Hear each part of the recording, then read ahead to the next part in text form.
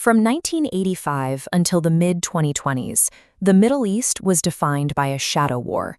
Israel and Iran engaged in a massive covert conflict that bled across the borders of nearly every nation in the region. This map illustrates the alliances prior to 1979. Back then, Israel operated under the Periphery Doctrine, a security strategy that cultivated partnerships with non-Arab states to counterbalance hostile Arab neighbors. Imperial Iran was a key pillar of that network. That alliance collapsed with the 1979 Islamic Revolution. The new Iranian government, led by Ayatollah Ruhollah Khomeini, severed all diplomatic ties and adopted a stance of absolute hostility toward the Israeli state. But the new Islamic Republic faced a severe geographic and military deficit. Hundreds of miles of sovereign territory separated Tehran from Jerusalem. Furthermore, Iran lacked the conventional military superiority required to march an army across the Middle East to engage in direct state-on-state warfare. To project power and pressure an enemy it couldn't physically reach, without risking the destruction of its own state in a direct conflict, Iran had to outsource its deterrence. This map outlines the axis of resistance. Tehran built a decentralized proxy network to encircle Israel from 4 fronts: Lebanon, Gaza, Iraq, and Yemen. By activating these nodes, Tehran forces Israel to divide its resources, defending multiple borders against continuous attrition.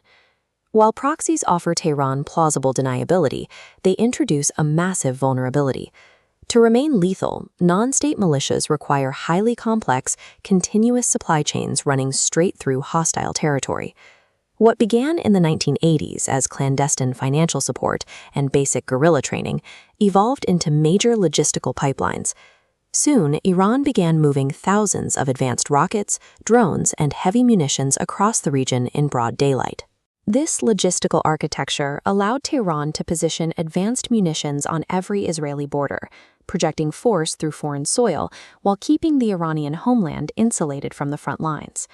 The primary and most heavily armed front of this network is Hezbollah, operating out of Lebanon to Israel's north. The internal asymmetric front consists of Hamas and the Palestinian Islamic Jihad, operating directly on Israel's borders within the Gaza Strip. Eastern and southern fronts are maintained by Iraqi Shiite militias and Yemen's Houthi movement. Physically moving weapons from Tehran to these disparate locations requires navigating a gauntlet of Israeli intelligence surveillance and regional naval blockades. This map highlights the Arabian Peninsula.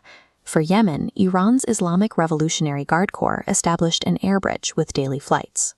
When that became unsustainable, they transitioned to a naval fleet transporting military supplies directly into the Houthi-controlled Hudaida port. Further north, the Syrian civil war provided an opening to build the Shiite corridor. Tehran utilized the chaos of the conflict to forge a contiguous land bridge stretching from Iran through Iraq and Syria straight to the Lebanese border. Establishing this territorial contiguity bypassed strict air blockades, allowing the Revolutionary Guard to load long-range rockets onto trucks and drive them to Israel's doorstep. So how have these proxy groups survived decades of overwhelming conventional military superiority from the Israeli Defense Forces? This flowchart illustrates the dual-role model. Iran deliberately structures these groups to function as a state within a state, splitting the organization into 2 distinct halves. One side is the paramilitary wing, flush with Iranian funding to operate as a forward-deployed army, executing strikes and stockpiling rockets. The other side is the civilian wing, modeled after Iranian bonyads or charitable foundations. This wing uses cross-subsidized funds to provide free medical care, education, and social services to local populations in poverty. In Lebanon, Hezbollah deeply integrates this model, holding parliamentary seats while fielding a fighting force considered more powerful than the actual Lebanese army. Hamas replicates this exact structure, blending militant control over the Gaza Strip with total civic authority, seamlessly merging their armed brigades with day-to-day government services. By becoming indispensable civic providers, dual-role proxies earn deep-rooted political legitimacy. That civic reliance masks their violence and makes them nearly impossible to eradicate through military force alone. The expansion of the proxy network turned Tehran's strategic gains into a shared threat for its neighbors, forcing a realignment of the region's oldest rivalries. This diagram reveals a counter-blockade forming. Former Sunni Arab enemies, such as Saudi Arabia and the Gulf states, found a common adversary in Iranian hegemony. This shared threat forged an Arab-Israeli alliance to counter Tehran's influence. Facing this expanding network, Israel adopted a military doctrine known as the War Between Wars. Recognizing that a direct attack on Tehran would trigger massive retaliation, Israeli forces systematically attacked the logistical supply lines instead. The scale of this interdiction campaign was massive. In 2018 alone, the Israeli Air Force dropped roughly 2,000 bombs on Iranian targets inside Syria. The objective was precise: prevent the Iranian Revolutionary Guard from establishing permanent military bases and transferring naval vessels or fighter planes within 50 kilometers of the Israeli border. This satellite image displays an isolated Iranian nuclear facility targeted by Israeli intelligence to prevent Iran from developing a protective nuclear umbrella. To cripple operations, Israel deployed sophisticated cyber warfare like the Stuxnet virus, executed physical raids, and assassinated top Iranian nuclear scientists. This aggressive containment strategy was heavily driven by Israeli political leadership, particularly Prime Minister Benjamin Netanyahu, who viewed a nuclear Iran as an existential threat. The war between wars was a delicate balancing act. Israel's military aimed to permanently degrade the axis of resistance's supply lines without accidentally triggering an all-out regional conflict. That balance eventually failed.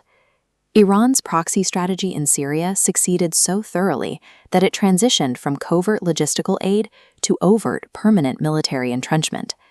The collapse of deterrence was swift. On April 1, 2024, an Israeli airstrike leveled the Iranian consulate annex in Damascus, killing several senior commanders of the Islamic Revolutionary Guard Corps. Iran retaliated with a massive drone and missile barrage directly onto Israeli soil. Israel answered with strikes inside Iran. The 40-year taboo of direct state-on-state confrontation was broken. The shadow war was over. The violence escalated rapidly, culminating in the grueling 12-day war of June 2025. The conflict expanded geometrically, drawing in the United States military, which launched direct air and naval strikes against Iranian nuclear facilities, including the Fordo plant. This timeline charts the chain reaction. What began as covert funding in the 1980s led to the final collapse of deterrence, pulling the entire region into the full-scale Iran war of 2026. As direct vectors of heavy missile warfare dominated the skies between Israel and Iran, the once vital proxy nodes were either bypassed completely or isolated by heavy blockades. The very architecture Iran designed to act as a buffer and prevent direct state warfare became the exact mechanism that caused it. For 40 years, Iran operated a network that moved thousands of advanced rockets and drones across 2,000 miles of hostile territory to arm 4 distinct fronts. The dual-role proxy model successfully weaponized civilian governance, shielding militant operations behind the administration of hospitals and schools. But the grand strategy contained a fatal flaw. It ignored the inevitable geopolitical blowback. The aggressive expansion of the Shiite corridor across Iraq and Syria forced former rivals to unite, creating an unprecedented security alliance between Israel and the Sunni Arab states. By attempting to project hegemonic power without accepting the vulnerabilities of conventional war, Iran isolated itself regionally. Instead of insulating itself from retaliation, Tehran engineered the exact existential, multi-state conflict it spent 40 years trying to avoid.